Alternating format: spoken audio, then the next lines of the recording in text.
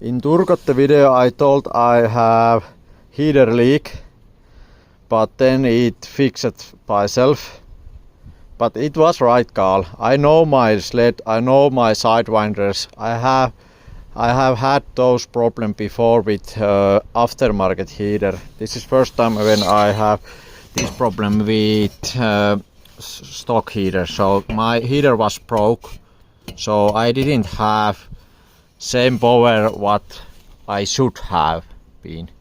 So it's broke here, and I'm going right tomorrow, but I can't go if I don't get any solution for that one.